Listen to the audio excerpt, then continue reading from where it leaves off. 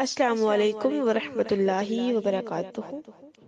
امید کرتی ہوں کہ آپ خیر و عافیت سے ہوں گی، اور میں آپ سے معذرت خواہ ہوں کہ میں نے کافی دن لیکچرز نہیں سینڈ کیے، تقریباً ایک منتھ ہو چکا ہے، لیکن اب انشاءاللہ سے ہر روز باقاعدہ آپ کو لیکچر ملا کرے گا، چاہے 5 آیات ہوں، چاہے اس سے کم، چاہے اس سے زیادہ، ٹھیک ہے، لیکن آپ کے پاس لیکچر ہر روز آیا کرے گا، چاہے وہ 2 منٹ کا ہی کیوں نہ ہو، ٹھیک ہے۔ آپ اگر میرا ساتھ دیں تو الحمدللہ سے ہم بہت کچھ سیکھ جائیں، لیکن صرف میں نے آج بھی سوری کل بھی میں نے میسج کیا تھا سنڈے والے دن، لیکن آپ کا رپلائی صرف مجھے 2 ممبرس کا آیا، صرف 2 لیڈیز کا آیا، صرف 2 سسٹرز کا آیا، لیکن جب کہ ہونا یہ چاہیے تھا کہ ہمارے گروپس میں اگر 19 نہیں، اگر 15 سسٹرز ہیں تو 15 سسٹرز میں سے کچھ 10 سسٹرز تو مجھے آنسر کرتی نا، تاکہ مجھے پتا چلتا کہ بھئی میرے لیکچر آپ تک پہنچ رہے ہیں، یا اگر نہیں پہنچ رہے تو آپ کو اس میں کیا نقصان ہے آپ کا، یا فائدہ ہے یا نہیں فائدہ، ٹھیک ہے۔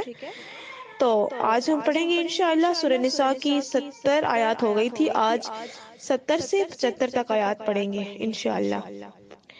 تو ہم پڑھتے ہیں، یا ایھا الذین آمنوا خذوا حذرکم فانفذوا ثبات او انفروا جمیعا، اے لوگو جو ایمان لائے ہو اپنے بچاؤ کا سامان پکڑو، فانفذوا ثبات پھر دستوں کی صورت میں نکلو، او انفروا جمیعا یا اکٹھے ہو کر نکلو۔ اب اس کے کیا مراد ہے؟ اللہ اور اس کے رسول کے اطاعت کا حکم دینے کے بعد جہاد کا حکم فرمایا، جو سب سے مشکل اطاعت ہے، اور کفار و منافقین سے پورا بچاؤ رکھنے کا حکم دیا، اور فرمایا کہ حالات کے مطابق الگ الگ دستوں یا اکٹھے لشکر کی صورت میں نکلنے کی لیے آپ لوگوں کو رخصت ہے، اگر تو وہ آپ کو مناسب لگتا ہے تو آپ کر لو، اگر نہیں اس سے اور بھی بہتر ہے تو اس کو اختیار کر لو۔ آگے ہے، وَإِنَّ مِنْكُمْ لَمَنْ لَا يُبَطِّئَنَّ فَإِنْ أَصَابَتْكُمْ مُصِيبَةٌ قَالَ قَدْ أَنْعَمَ اللَّهُ عَلَيَّ إِذْ لَمْ أَكُنْ مَعَكُمْ شَهِيدًا، ٹھیک ہے۔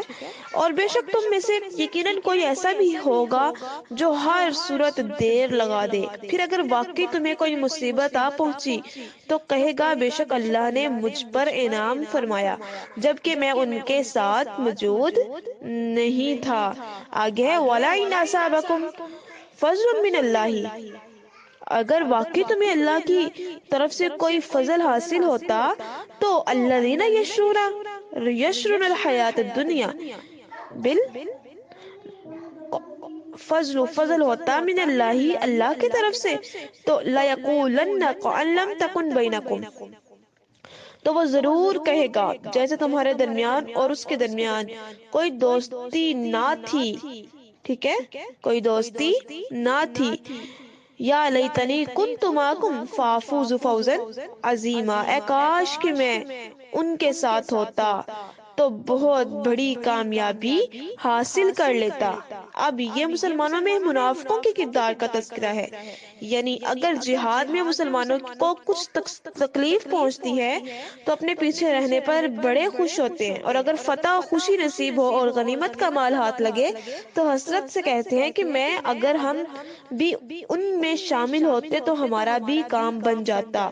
انہیں محض دنیاوی تکلیف اور دنیاوی مفادات ہی کا احساس ہوتا ہے، آخری زندگی یا رضا الہی سے انہیں کبھی غرض نہیں ہوتی، اور یہی ان کے منافق ہونے اور اللہ اور آخرت پر ایمان نہ رکھنے کی سب سے بڑی دلیل ہے۔ آگے ہے، فَلْيُقَاتِلْ فِي سَبِيلِ اللَّهِ الَّذِينَ يَشْرُونَ الْحَيَاةَ الدُّنْيَا بِالْآخِرَةِ، اور جو شخص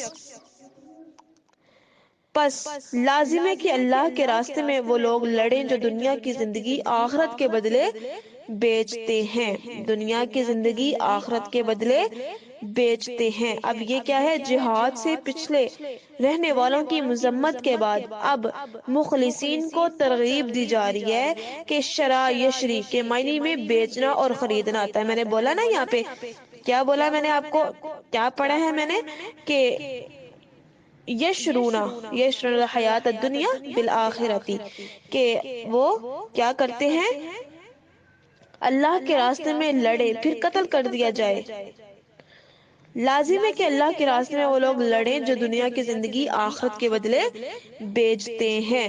بیچنا خریدنا دونوں آتے ہیں، یہاں ترجمہ بیچنے کا کیا گیا ہے، اور اگر مفسرین نے اسے ترجیح بھی دی ہے، ٹھیک ہے، اور اگر اسے خریدنے کے معنی میں لیا جائے تو آیت کا مطلب یہ ہوگا کہ جو منافق گھر میں بیٹھے رہنے کی وجہ سے آخرت کے بدلے دنیا خرید رہے ہیں، پہلے تھا بیچنا اور بعد میں ہے خریدنا، ان پر لازم ہے کہ اللہ تعالیٰ کی راہ میں جہاد کے لیے نکلیں اور آخرت کا نقصان کر کے دنیا حاصل نہ کریں، ٹھیک ہے۔ اب آگے ہے وَمَن يُقَاتِلْ فِي سَبِيلِ اللَّهِ فَيُقْتَلْ أَوْ يَغْلِبْ فَسَوْفَ نُؤْتِيهِ أَجْرًا عَظِيمًا، اور جو شخص اللہ کے راستے میں لڑے پھر قتل کر دیا جائے یا غالب آ جائے تو ہم جلد ہی اسے بہت بڑا اجر دیں گے۔ اب یہ کیا ہے، یعنی اللہ تعالیٰ کی راہ میں جنگ کے دو ہی نتیجے ہو سکتے ہیں، شہادت یا فتح، اور دونوں مسلمانوں کے حق میں خوش ہوتے ہیں کیونکہ دونوں ہی میں اللہ تعالیٰ کی طرف سے اجر عظیم کا وعدہ کیا گیا ہے۔ اب آگے ہماری آیت ہے 75، ٹھیک ہے، اس کو ہم پڑھتے ہیں۔ وَمَا لَكُمْ لَا تُقَاتِلُونَ فِي سَبِيلِ اللَّهِ وَالْمُسْتَضْعَفِينَ من الرجال والنساء والولدان الذين يقولون ربنا أخرجنا من هذه القرية الظالم أهلها واجعل لنا من لدنك وليا واجعل لنا من لدنك نصيرا، اگر تمہیں کیا ہے کہ تم اللہ کے راستے میں اور ان بے بس مردوں اور عورتوں اور بچوں کی خاطر نہیں لڑتے جو کہتے ہیں کہ اے ہمارے رب ہم اس بستی سے نکال لے جس کے رہنے والے ظالم ہیں، اور ہمارے لیے اپنے پاس سے کوئی حمایتی بنا دے اور ہمارے لیے اپنے پاس سے کوئی مددگار بنا۔ یہ کون سی آیت تھی؟ آیت نمبر 75۔ اب اس کی تفسیر ہم دیکھتے ہیں۔ اس آیت کا تعلق بھی ترغیب جہاد سے ہے، ٹھیک ہے، کس سے ہے؟ ترغیب جہاد سے ہے، یعنی دو وجوہ کی بنا پر تمہارے لیے کفار سے لڑنا ضروری ہے۔ اول اعلاء کلمت اللہ، یعنی اللہ کے دین کی سربلندی کے لیے، ٹھیک ہے، اور دوسری کون سی ہے؟ ان مظلوم مسلمانوں کو نجات دلانے کے لیے جو کفار کے چنگل میں بے بس پڑے ہیں۔ یہاں بستی سے مراد مکہ ہے۔ کون سی بستی، ہم نے کون سی بستی پڑھا ہے؟ من هذه القرية الظالم، اے ہمارے رب ہمیں اس بستی سے نکال لے جس کے رہنے والے ظالم ہیں۔ تو اس میں کیا بتایا جا رہا ہے؟ یہاں بستی سے مراد مکہ ہے، اور مشرک ہونے کی وجہ سے یا مظلوم مسلمان کو ستانے کی وجہ سے اس کے باشندوں کو ظالم فرمایا ہے۔ ابن عباس فرماتے ہیں کہ میں اور میری والدہ بھی ان المستضعفین بے بس مسلمانوں میں شامل تھے، بخاری کی حدیث ہے یہ، ٹھیک ہے۔ ابن عباس فرماتے ہیں کہ میں اور میری والدہ بھی المستضعفین بے بس مسلمانوں میں شامل تھے۔ آگے مدینہ میں رسول اللہ صلی اللہ علیہ وسلم ان مستضعفین کے حق میں نام لے کر دعا فرمایا کرتے تھے، ٹھیک ہے، یہ بھی بخاری کی حدیث ہے۔ 804 حدیث نمبر ہے، آپ دیکھ سکتے ہیں کھول کے، ٹھیک ہے۔ آگے ہے آیت میں مسلمانوں کو تمام مظلوم اور بے بس مردوں، عورتوں اور بچوں کو ظلم سے نجات دلانے کے لیے لڑنے کا حکم دیا ہے، خواہ وہ مسلم ہو یا غیر مسلم ہو، جیسے اس وقت بھارت میں مسلمان اور شودر ہندو دونوں ظلم کا شکار ہیں۔ امید کرتی ہوں کہ آپ کو یہ لیکچر سمجھ آ گیا ہوگا، اور اس کو آپ نے سمجھنا ہے، پڑھنا ہے، اور کوشش کرو کہ آپ کے ساتھ آپ کے اور بھی فیملی ممبرز اس دین کا، اس گروپس کا حصہ بنے، تاکہ آپ کو بھی اس کا اجر مل سکے، مجھے بھی مل سکے، اور آپ تک علم بھی پہنچتا رہے، اور یہ میرے لیے صدقہ جاریہ بھی بنتا رہے، ٹھیک ہے۔ السلام علیکم۔